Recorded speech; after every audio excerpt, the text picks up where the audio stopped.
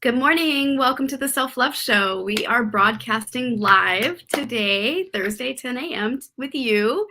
It's right before the holidays, right before Christmas, and we're so excited to be with you. In case you're new here, I'm Dawn Light, and this is Trish Wright. Today's topic is navigating the holidays with love, and we're just so grateful for this show. We want to really, before I read about today's topic, I just want to say thank you for those that tune in live, always with us. We're so grateful for you and your presence in our life. And, this show has been such a powerful impact for us working together, and just all the love and the devotion that goes into this show is incredible. And we're so grateful for this opportunity, for what this show is, and just the bandwidth of work that has come out of this more than 2 years now, 2.5 years, however long it's been. And we do have a YouTube channel, and we're on all the podcast platforms for those that you need to know that. And thank you again for tuning in. And we just want to say, if you feel led at all to be generous and donate to us, we are putting the link in the chat for you to do so, because this is a labor of love for us. We pour our love, time, and money into this, and we'd be so grateful just to receive any type of donation you feel called to support this show to continue. We are so grateful for you, and any contribution you do want to give, thank you. And it's a really tender time, the holidays. And this topic, Trish and I talked about it, and we were like, gosh, this is such an important topic, because when we are around people in our family of origin can trigger us. That's where our core work is, with the family unit we're born into, can bring up so much for us. So I'm going to read our invitation into the conversation today. So the holiday season can be an overwhelming and difficult time of year. But with an awareness of compassion, boundaries, and nonviolence, these challenges may be easier to navigate. Finding ways to show up in love and compassion when dealing with family members is key. And not only will this create a healthier environment for everyone involved, but it will also allow everyone the chance to recognize their needs and set healthy boundaries. Being mindful of potential triggers is also essential, making sure to be extra gentle and compassionate for any emotions that may arise.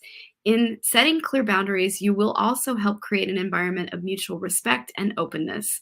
With respect for oneself and others at the forefront, compassion is oftentimes the best approach to maintaining peace during turbulent situations.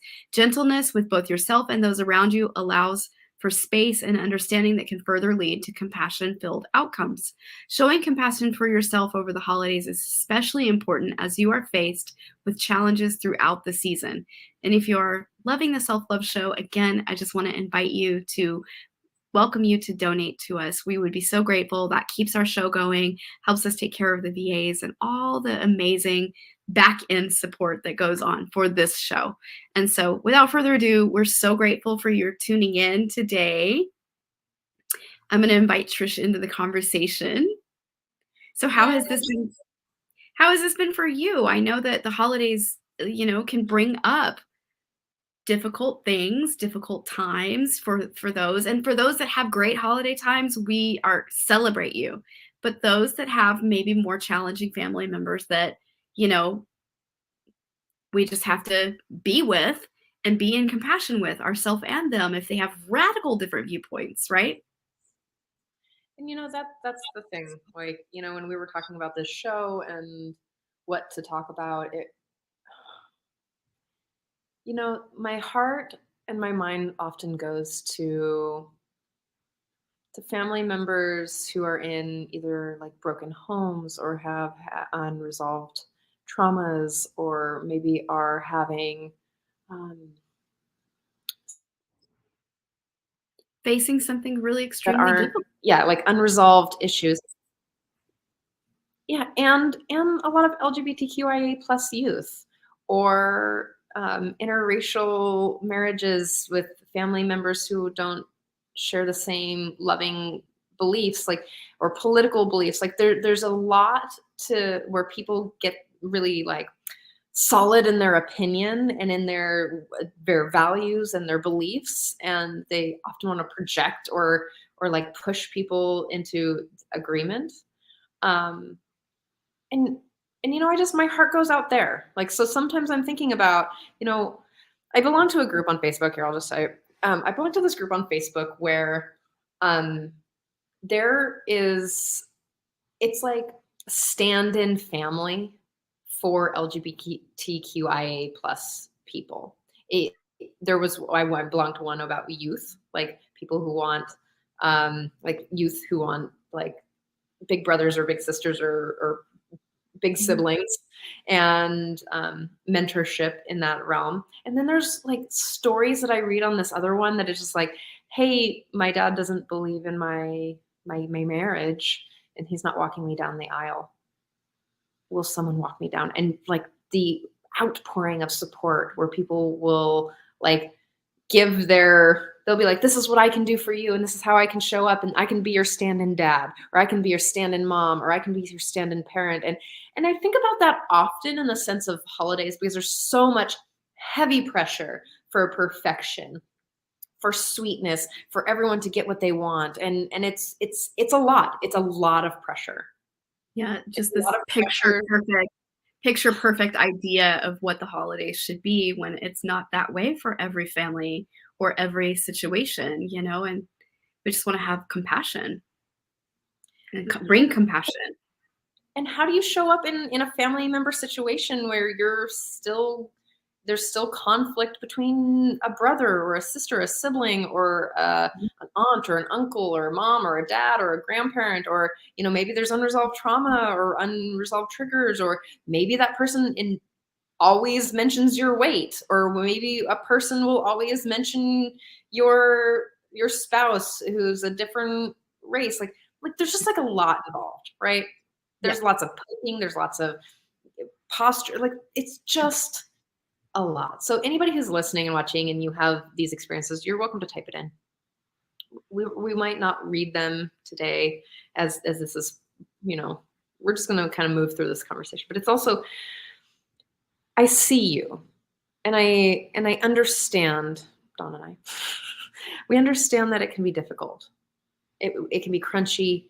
And this is why the show's here, is to say, hey, it cannot look like the Hallmark or the, what's the soup? Campbell's soup commercial or like the Coca-Cola commercial where everyone's like, oh, and maybe you're feeling alone. Maybe you've radically changed your life and you've separated yourself from all of your past experiences. Maybe you just got out of rehab and you no longer can be friends with any of your old friends or your family, and you're feeling alone. We see you. Aloneness can actually be it's statistically known amongst the holidays that aloneness is a huge thing for people, that people feel alone.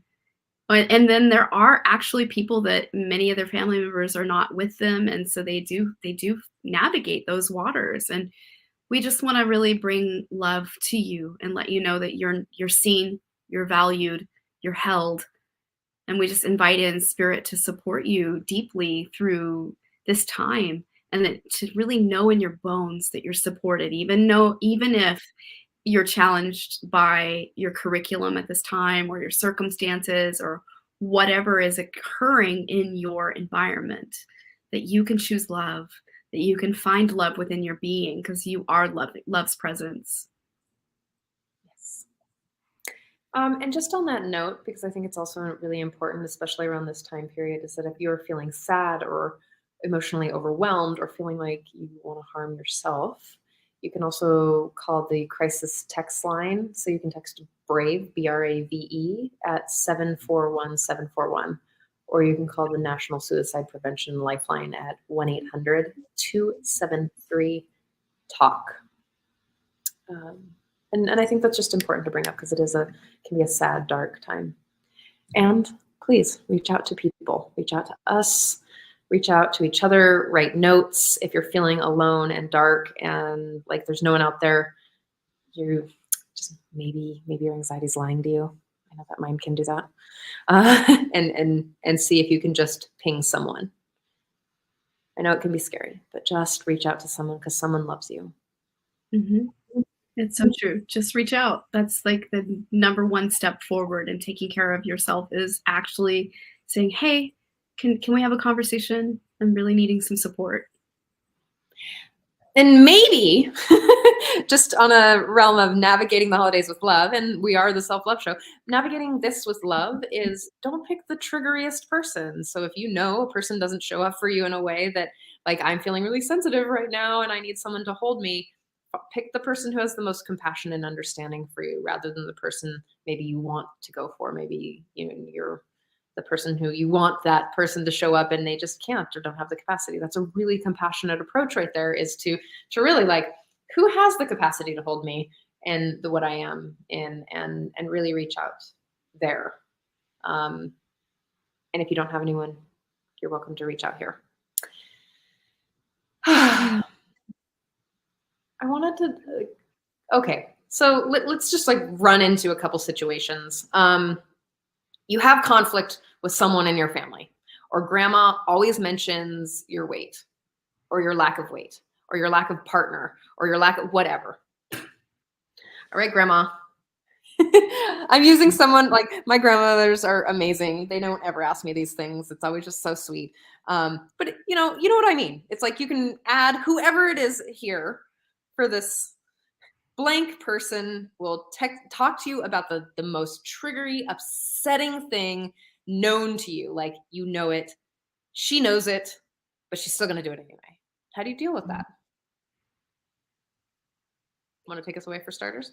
Yeah. Well, for me, I immediately direct the conversation. It's like, oh, it's interesting you bring that forward, and then I pause. I'll have a pause literally with them about it to give them space to realize, like, oh, that you have them a moment to think, like, is this conversation going to be supportive of me? You know what I mean? Like, I'm thinking that inside. And I will literally just invite them into a whole different kind of conversation. I'm like, I'm not quite ready to really share about that. Thank you for asking. But how are you? Why don't you tell me how you are? That's a great And strategy. then that gives that's like speaking directly to their question. It's not avoiding it. It's like, thank you for asking. I'm not quite ready to share about that part of my life. I love that you said that and you bring it back to them. Um, this is how I say that. I say, "What are you really asking?" Or, "What do you want me to know about this exact question?" Or, "Can you explain that more?" Mhm. Um, and in fact, That's that question, the question of "Can you share that more?" is often what I use for people who say racist or sexist things as well.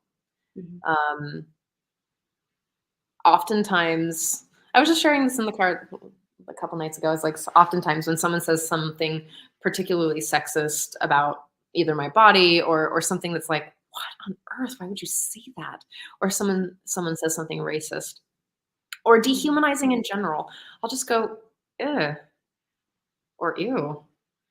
And that's like a paragraph, right? Like, "Ooh." And then and then Lets me I'll know that your viewpoint is very radically different. our viewpoints are very radically different. It's not exactly shamey. It's a physical reaction in my body. And I'm not like, ugh. And then I'll say, "I don't understand what you mean by that. Can you please explain?" And oftentimes when someone says something that's particularly degrading or sexist, if they have some self-awareness, they start kind of digging themselves into the conversation, they might stop and be like, "Hmm." It often, once you start digging into someone's perspective, they can really start to see how kind of not appropriate dinner conversation that might be. Now, Mhm. let's say that does happen and the person is just full on going for it. Let's say grandma. Let me use grandma. I have the most lovely grandma. I just want you to know, Grandma Rosie is amazing, and she says things like, "The wind blew like the Dickens." Oh, she's so cute. Oh my god, so this is not my grandma, but it might be yours. So she's like, so grandma says, "Darling Trish, you look like you've gained weight." Grandma, what do you want me to know about that? What do you really want me to know? Like, is there something there? Oh, well, I'm worried about your health. See, again, so it's like coming up into something that like, oh, grandma, it might not be appropriate when you talked about my weight. I don't want to share about my weight. It's actually, it doesn't make me feel good when you mention my weight. It actually feels really shamey and guilting and judgmental, and it doesn't make you a safe person for me to talk to. Bam, powerful. And I love you, grandma. I want to have good times with you, and I want to share intimately with you. So what do you really want me to know? Mhm. And let's say grandma will say something about, gosh, why don't you have a partner? When are you going to have kids? Grandma, I love you, and I might not have kids. Things like being really lovingly direct without being pointed or making them wrong or bad. Again, that person has their whole life and their whole perspective and their whole everything that it's really sharing from me, right? And wouldn't you say a lot of the times it's a fear that's driving their pointed kind of, like I find that to be true in conversations. I'll Yeah. bring this forward. So actually happened at Thanksgiving. A family member brought forward their viewpoints around health and like the health need to actually she brought forward the need for that brought up a story about a woman and her children and like how important it is for her to make these specific health choices.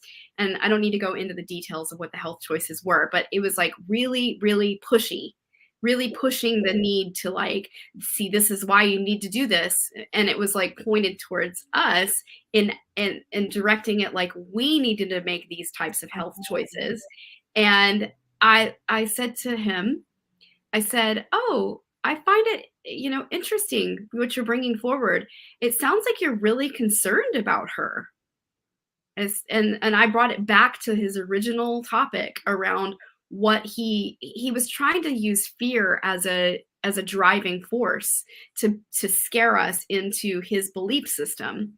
But the truth is, I just said, "Wow, it sounds like you really are you're very, interested in her and, concerned." I said, "I hear your concern about her because she's, struggling with whatever's going on in her life and two small children, and I really can hear how afraid you are for her right now. What would you like to do to support her?" And And I her told decisions. and I moved the whole conversation back to him and back to his original content, which was about this woman and her children and her choices. And I was like, wow, it sounds like, would you like to maybe set up a food tree? Or it sounds like she's in need, and I hear your concern there. And it really completely it navigated the conversation away from directing it about me and the need to make me change my mind or change, something that I need. He was pushing his belief system on us. And instead of moving and leveraging and fighting with it, I just yielded. And I noticed that his true concern was really about the woman. And then I was like, what? It sounds like you're really concerned about her. Would you like to? And then I gave him options around how he could support her. And See, not a peep out of him after that. And never once did he bring up that topic ever again. great. See, that is the thing, is like, so a while ago, a couple of years ago, I heard that, that thing that some parents do or grandparents or friends do, and they're like, call me when you get home, or buckle up, or they're kind of nitpicky, or like excessively worried about you. And I started to think about it in this way, that if I change the word worried to they care about me, what does Mhm. that shift for me? And so when someone's like, buckle up, or did you do this, or be safe, it's not like this excessive worry piece, but it's like they really care about me and they want me to be safe. So I often say, thank you. I love you too. That's my response to those things. Like, be careful when you do this. I'm like, thank you. I love you too. It's like, oh, it's disarming. And again, like, I love that you brought that in, where you were like, I see that you care about this person. How do you actually want to make change? And again, it's it's not about pushing against someone's belief system. Like, I and didn't if need you to change are, his belief system. I know, but he wanted you to, right? And oftentimes this is a great point. It's like sometimes we're in family situations where a family member is like, you need to do this, or how could you believe this? Or oh, this one's really, really common, right? You have to, and it's like, I understand that this is what works for you for your safety, and I know that you care about me. Mhm. And this is how I've learned to keep myself safe. And there's oh no, actually, I was going to say there's 7.8 billion realities on this planet, but guess what? We just hit 8 billion. So there are 8 billion perspectives constantly changing on this planet. And how can we be with another person in their own perspective? Again, he cared about her safety, right? What he was sharing was fear and shame. What he was actually saying, which, I mean, not everyone has the capability of seeing what's underneath that, but you were bringing it back to care and love, right? So again, navigating the holidays with love is like, what's the most compassionate approach? What is this person actually saying? What do they Mhm. want me to know? And it's often that we can get real triggered about something that someone says to us. And if we can take pause for just a moment and get curious, Mhm. what does this person really want me to know? Does grandma really care about my weight? No, but she cares about her weight. And she cares about what that means. She cares probably about how, I don't know, this is a common thing. I don't know if anyone else has this stuff in their family about like weight stuff or like where are you going to get married stuff or when are you going to have kids? Like, does anyone else have that? It's just, Oh, it's something about like dynamics and care and those things. And so addressing that, like, I know you love me. It's not my belief system. Can you love me for me right now? my I just want to bring this forward. It was really cute. My mother-in-law wanted us to have kids so bad. We were married 7 years before we had children, before we had vision. And she literally at Christmas time, so adorable. Like, and I didn't take it personal at all. I just was like, oh my gosh, she just really, I really see her need for wanting children, wanting grandchildren. But she literally gave me a teddy bear, a baby teddy bear for Christmas before I ever had a child. And like, I hope you get the clue that I'm really ready.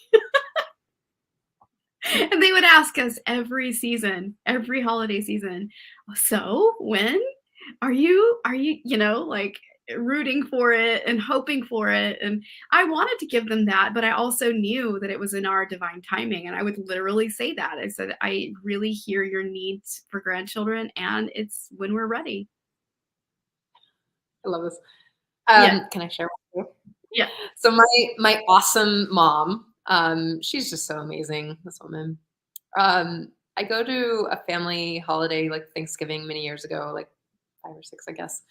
And I get there, and it's a new family. Like she remarried into this family, and I hadn't really met them before. And I get there, and I'm I'm I think I'm the oldest child in like his group of children, and I'm the oldest kid who's unmarried and has no kids. And so the family members start asking like, so when are you going to settle down? When are you going to get a partner? When are you going to have kids? And my mom like they're talking to me, and she kind of like butts in. She's like, Trish is in school. She's got things to do, and she's gonna change the world. She's just like sass. She like moved me out of the way to protect me. And I thought that was an adorable thing because it was just like I saw not only this person's care, for me, like this person I don't know, and her care of being like, these are her values. This is what she's doing, and this is where she's going. And I thought that was like one of the most endearing things. And not everyone has this experience, right? But I love that when you can have kids and she's like subtly like, here. Good job, grandma.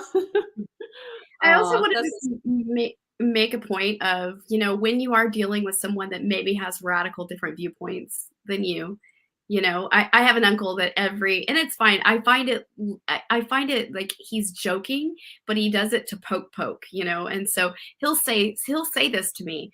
Oh, because my family are originally from Texas, and he makes like a radical, like leftist, like poke. And he's like, oh, you're from the left. the left coast. That's what he says to me. He's like, so you're from the left coast, huh? And it's just like, wow, that I just am blown away by his need to say that. And he says it every single year. But I love my uncle and I love my aunt, and they're great people. And I know he's not doing it out of to harm me or hurt me. He's just likes to poke. And so I have to just be kind and, and I lovingly poke back. I make jokes with him, and like, I joke about his bald head because I know I can do that because he's my uncle, and I'm like, I'll rub his top of his head and be like, and that's just the way we banter with each other. But he, again, this man has been in my family since I was born. He's older than me, and so, but it's out of love, and I choose to stay in love with him and in loving vibration with him instead of take it personal. And that's my work. It's like beginning when it first started happening, I used to feel some type of way about it, and then I realized, what, I don't need to take that personal. That's his viewpoint. And I don't need to judge him for that any longer. And I just forgave myself for any judgment that I held about him in the moment. And then it freed me to have a playful connection with him instead, because I was not in that place of inner judgment around how could he say that to me? That's so rude, And instead, I was just like, I really want to stay in loving connection with this person. And this is it. These are the two things that you can do with people that may have radical different viewpoints as you, is to actually see the loving essence in that person and listen with the ear of your heart. Hear the loving essence, because the truth is we're all the same. We're not different in a sense of like, we're all cut from the same cloth of spirit. We're one big, beautiful being having this life human experience. And it may seem like we're separate because we're in different little bodies here, but the truth is we're sharing in love's essence, and there is no separation. It's an illusion to buy into separation. So when judgment surfaces, it's your opportunity to immediately clear it. And you do that with self-forgiveness.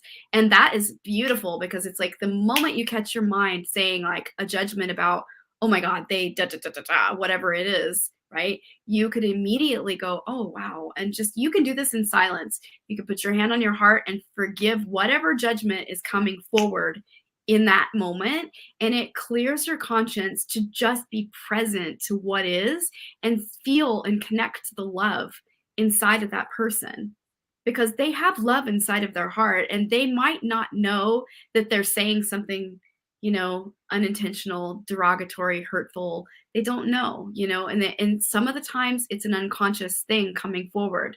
And this is where you get to practice radical self-honesty, self-honoring choices, and freeing yourself from any judgment of what is taking place from the experience with them, and choose to redirect the conversation to a more loving place that can be free of judgment. I love this. I love this. I love this. I love this. And just to take it to a little slightly more extreme.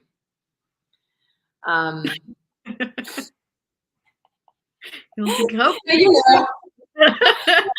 And sometimes, I mean, that's this experience that we have, like we can find banter. I mean, okay, so in some ways I see judgments as an internal reflection of a person's values and their beliefs, right? And what I also find is that a lot of the time when I have conflicting beliefs with someone or conflicting values, is that it's the same need wanting, or the same value kind of wanting to be met, but in very different strategies, like very, very different strategies. So like, I want safety and freedom and connection, and this person also wants safety, freedom, and connection, but they're doing it this way. This is how they learned how to do it, and this is how I'm learning how to do it, or learned how to do it, or change, And so it's like these conflicting strategies. Now, redirecting, fabulous. Looking inward, fabulous. And sometimes we get freaking triggered.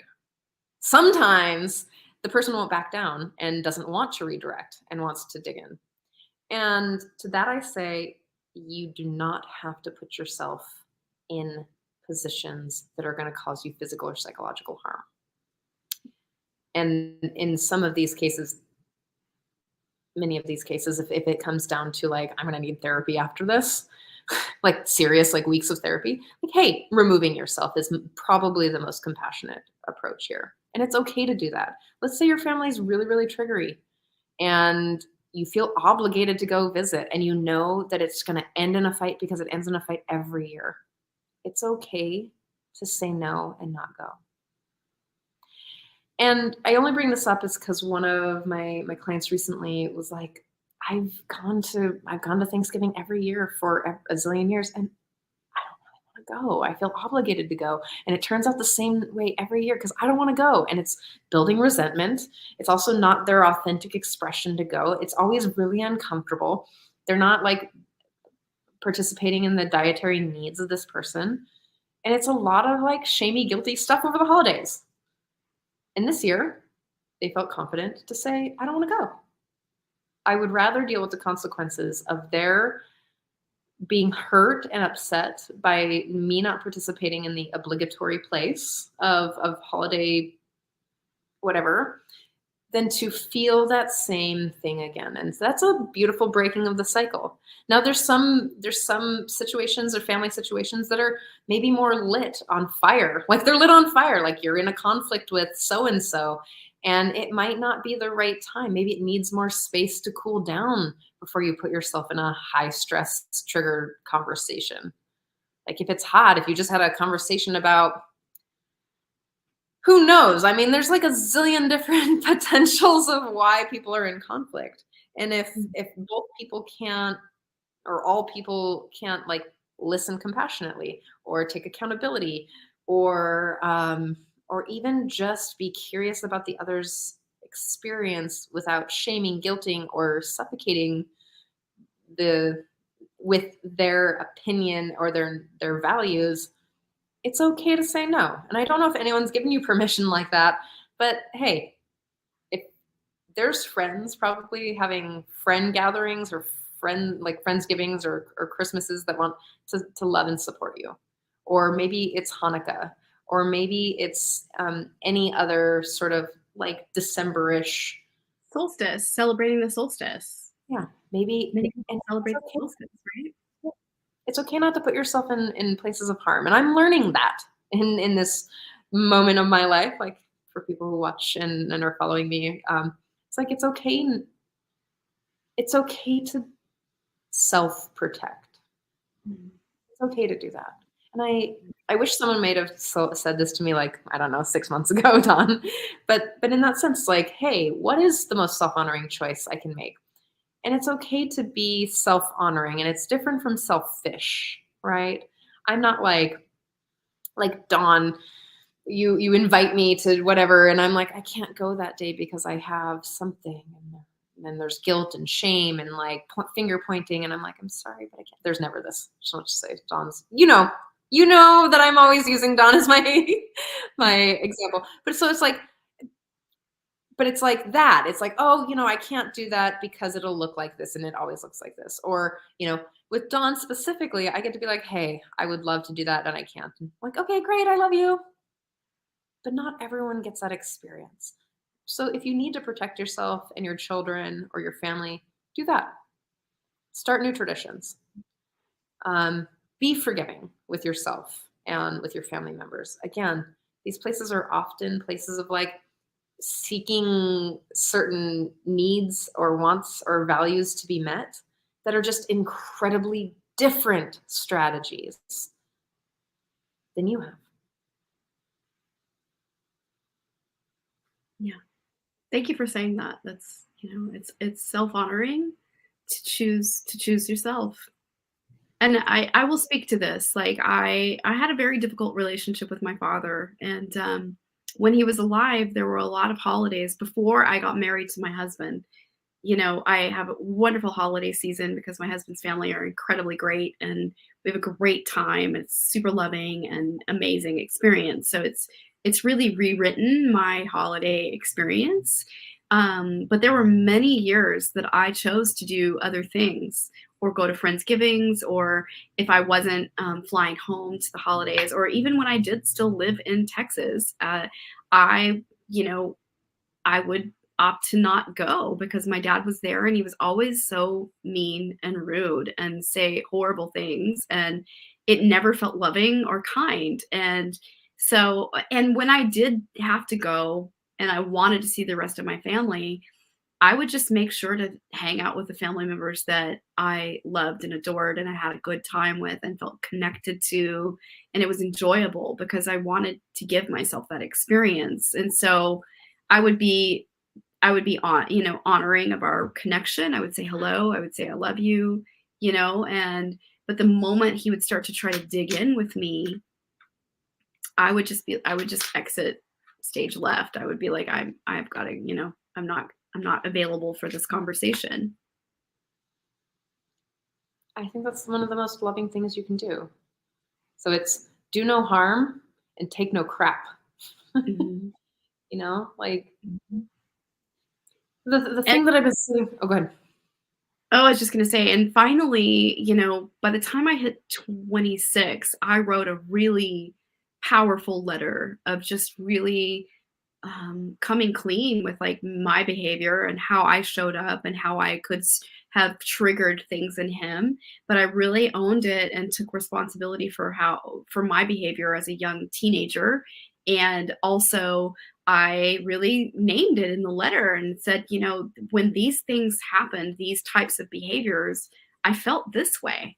All I statements, and really giving my father an opportunity to see how I truly felt. And, when I sent that letter, it arrived at the perfect time that my sibling was there when my father got the letter. And my father read the letter in front of my sibling and chose to be in victim around it. And how could she do this to me? Da, da, da, da, da, da. And it gave my sibling an opportunity to fully stand in their power and say, actually, that's actually how it happened. I felt the same way. And it created this big healing ripple effect in my family. And, from that moment forward, my father didn't show up in the same way anymore after that. It's like I drew the line in the sand, like you cannot say demeaning things to me any longer. I will not be a part of your life if you do. You don't have to tolerate abuse. You don't have to tolerate degrading. I just was done being, degraded and demeaned and all the things that took place. And I just had to just say, I will not tolerate this ever again. I'm an adult. You did this all my childhood. I cannot, I'm not available for it. You cannot treat me this way. I love you. And this is my boundary. Yes. Mm-hmm. And it created a radical shift. I was actually able to participate in more family gatherings. I was able to show up. He didn't speak to me that way anymore. He didn't say, like, he was not attacking. He was really more like, wow, I'm gonna not see her at all if I have to watch what I say. Yeah. That's the thing. It's okay to be compassionate and watch what you say with other people. Mm-hmm. I don't know if you didn't catch last week's show, go back because we're gonna talk about accountability for a second. And that's the thing, is like taking accountability for how you participate or tolerate actions, and if a person can't take accountability for their impact, or even through consideration taking accountability. And the letter's great, so that your dad was able to lean back and look at or consider the things coming out of his mouth so that he actually kept you in his life. And again, you don't have to tolerate people saying cruel things to you. You don't have to tolerate people demeaning you because they're angry with you. You don't have to tolerate dehumanizations or degradations or poking at your insecurities. Like that's not, we don't have to do that anymore. You're an adult. And you get to choose how you get to be treated. You can choose where you put yourself in your life. And really looking at, if you do feel obligated in some places, look at that. Why? What is that feeding? Like, what do you get out of that? And when you're triggered, it's yours. It's an opportunity to really work your process around. When you're triggered, it's your material surfacing, and it's your opportunity to lean in and get clear around what is this and what is this from? Where is this connected to? What do I make it mean about me? And what judgments am I holding about myself that are this whole situation is about? And if you do that consistently every time you're triggered, you're going to heal. You're going to move in a direction of letting go of what has been creating the trigger to begin with. Exactly.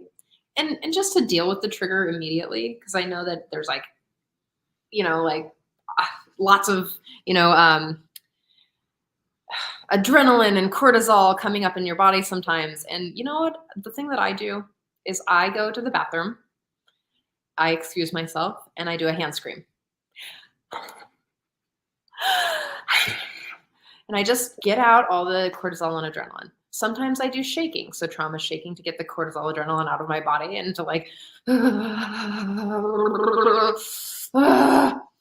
and what I try not to do, okay, I'll do that for like 5 or so minutes, or I'll go for a walk, or I'll separate myself from the situation so that I'm not running that secular victim or perpetrator mentality thing. I think you know, the obsessive thing, that thing. Go for a walk. Go shake it out. Go scream it out. Go do something about it. Because once all of that leaves your body, then the rationale comes back, right? And then you can come back to a place of like, what is the most loving action here?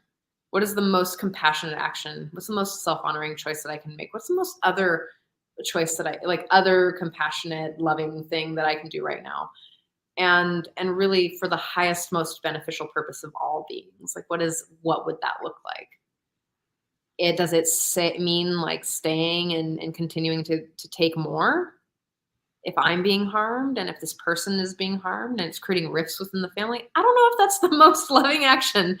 I wouldn't say so, but stopping the harm is one big piece. So do your process to get your body back in, and then choose to make a rational choice. Like, then choose to go back to like, why am I feeling this? What is it in me that's being stimulated and triggered?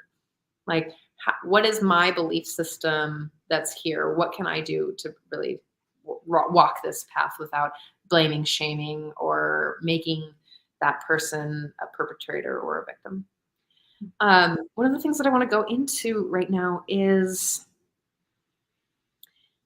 a little bit about forgiveness and acceptance without perpetuating or participating in harm. And this is up for me. It happens to be up for me right now. Around like, how does this work? How do you walk this path of like, hey, I see this person who's got stuff coming up, or who's upset with me, or I'm upset with. How do I see them as a human being who's doing their thing, who's rocking their life, trying to live their best life in the most compassionate, loving way?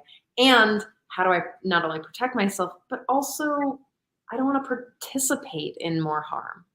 I don't want to participate in my own harm. And that's the thing about that, these decisions. It's like I understand that it's a lot to have these holiday pressures come up. But I lost my train of thought, so go ahead. I think it's really important, you brought forward compassion and, forgiveness.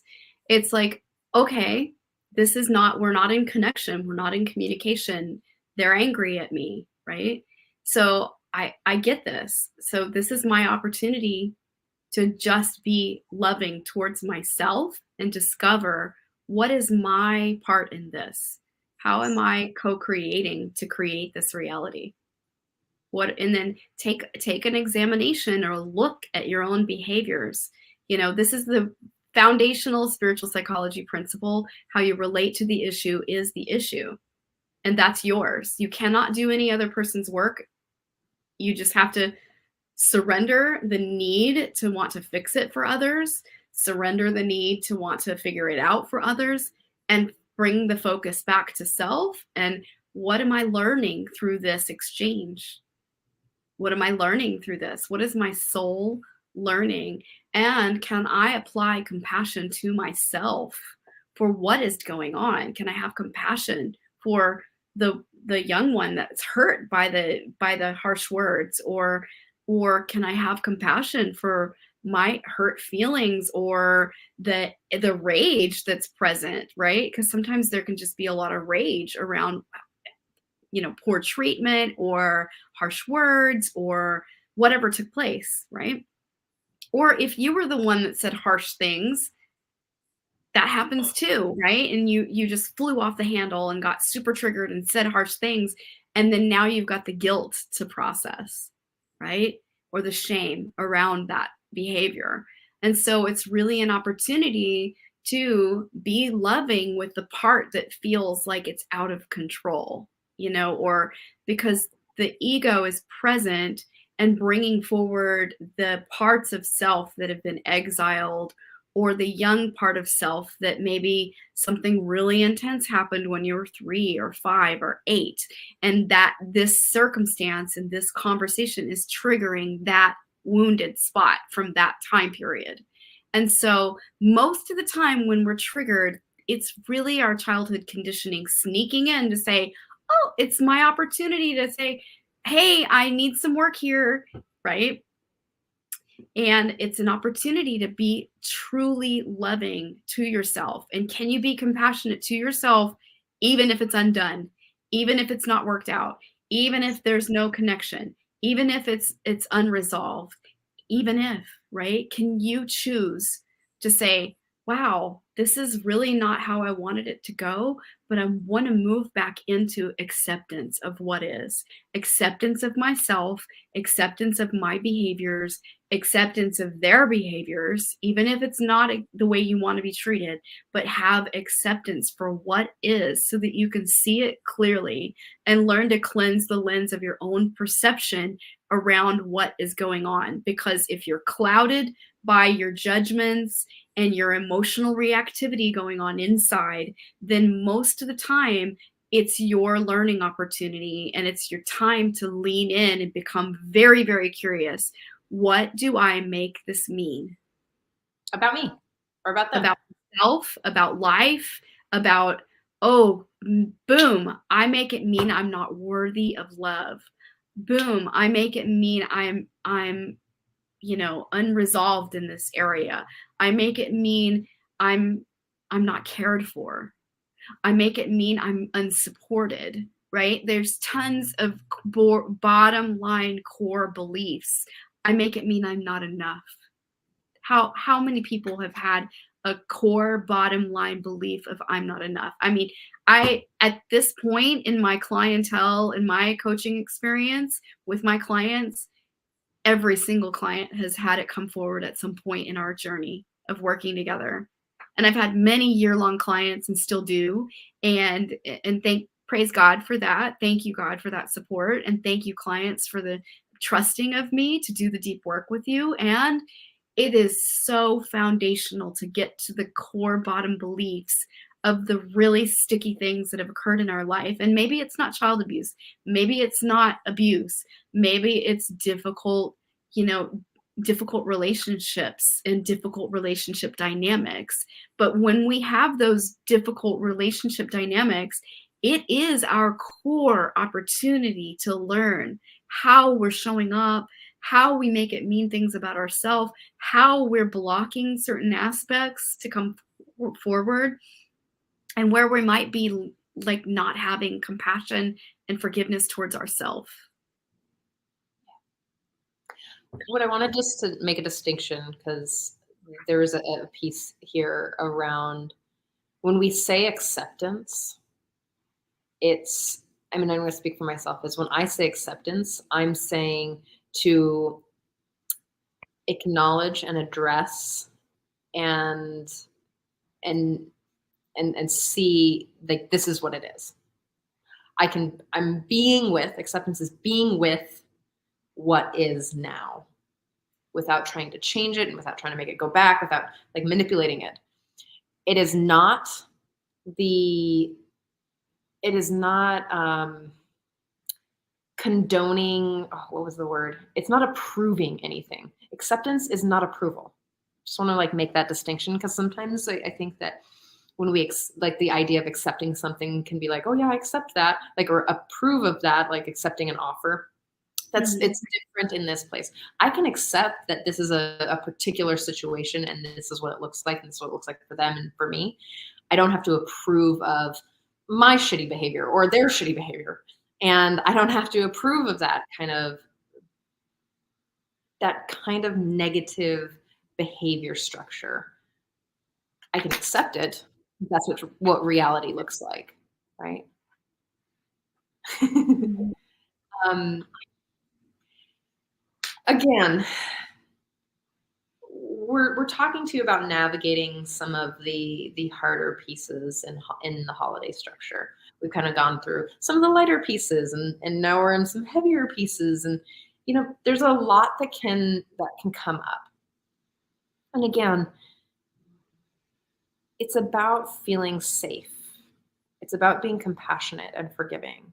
It's about you choosing self-honoring choices, which aren't selfish, and making compassionate choices for yourself and everyone else. It really is about looking at what is the highest, most beneficial energy for everyone involved. Like, if I know that I'm triggery to my sister, do I want to show up at that family gathering? Is How important is it? What is it going to cause? Like, I'm thinking about all these things. Maybe not everybody else thinks that way.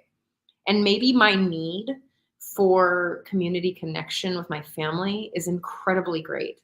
And I need that. Maybe I can negotiate where she goes later or I go earlier, or something like that, where we can minimize the conflict. Maybe mom will do that for us or grandma will do that for us. Like, there's ways to get creative about how we show up or how we stop participating in harm. And also, just to reiterate again what Dawn said, it's like really about forgiveness. It is a really triggery time. It can be. It's dark a lot in lots of places where you all are. It can be really cold. It can be really lonely. And to Mhm. just be really gentle with yourselves and others. We don't ever know what people are really going through. Even if they're posting sad stuff online, we don't know. And even if they're posting happy, happy stuff online, or maybe we just have this idea that this person's sitting there on the couch doing these things against us, and when they're really like living their lives. So it's those places where we can really find ourselves in compassion and forgiveness for ourselves and each other. I also want to bring forward the opportunity to um, just remember that the holidays are a time to just attune to the love in your heart, attune to spirit, that give us this life. Like, every day is an opportunity to have that gratitude for just the our experience here in life. It's so precious and sacred, and it's an honor to be a human on this planet at this time. And even if life is not the way you perceive it or want it to be, there are still blessings in your life. And I encourage you to lean into that and feel that at this time. Like, what are you grateful for, and what are the blessings in your life? Because I know every single person is blessed beyond measure.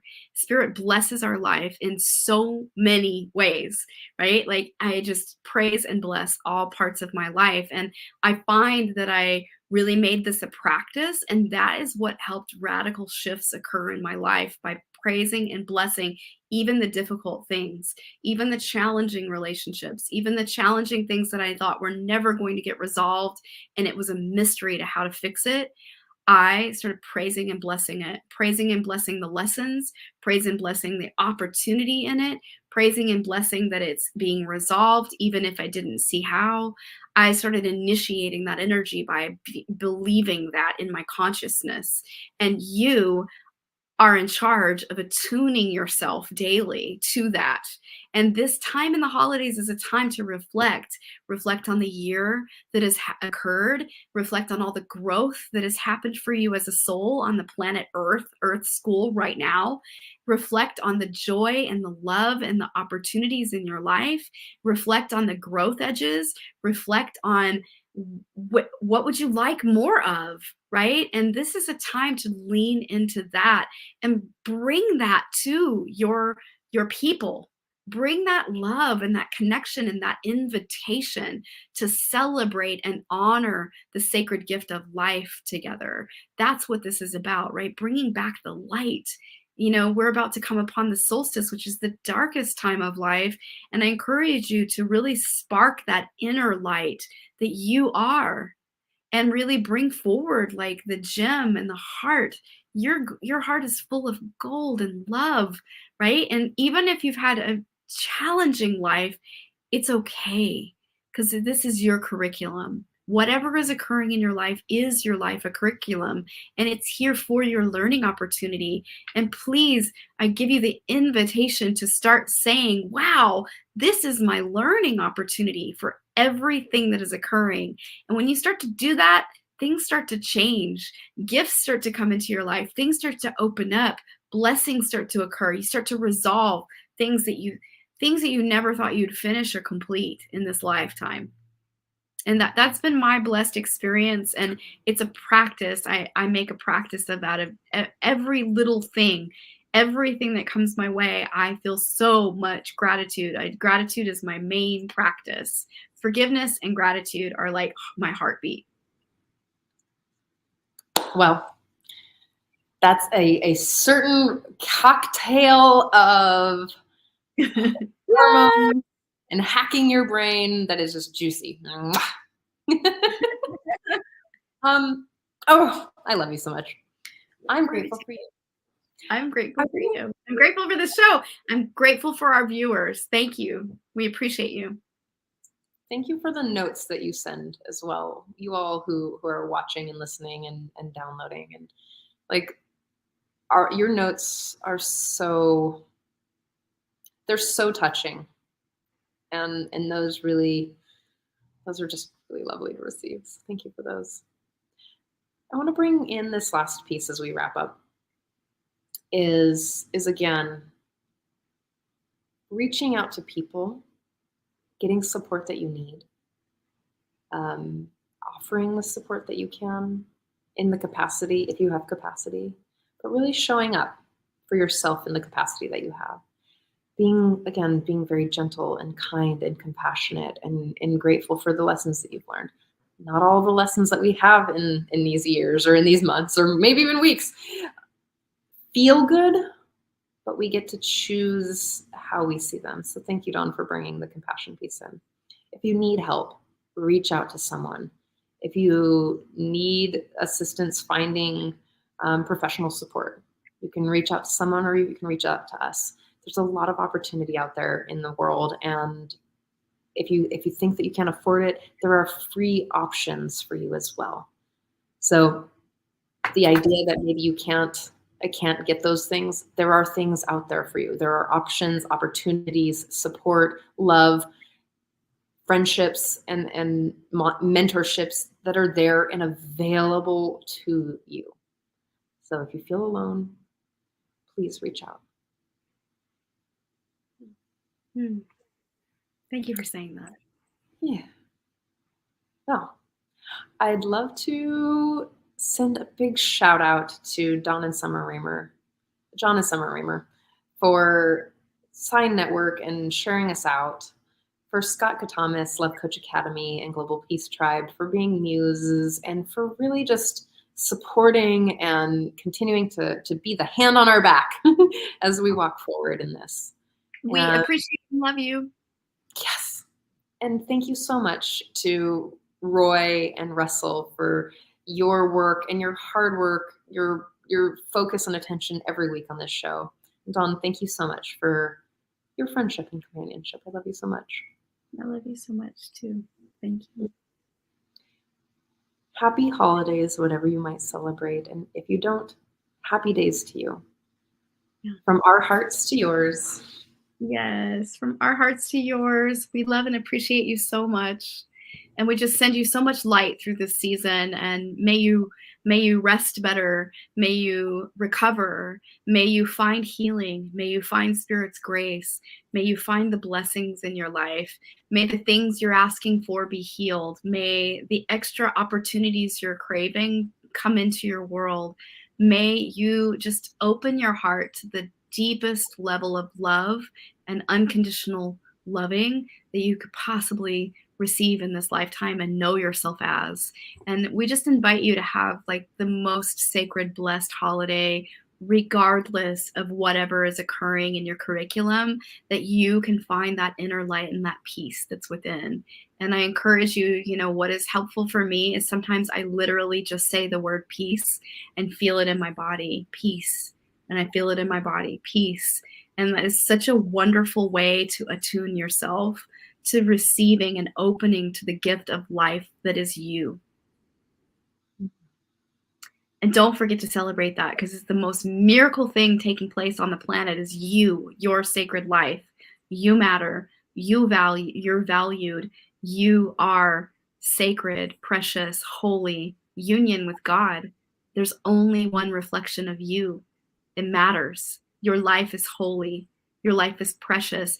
Even if there's fractured pieces and unresolved parts, it's okay. Lean in and bring the love, bring the light, bring the reflection, bring the inner work. You can do it. We have faith in you. Thank you. Have an amazing week. We'll see you in the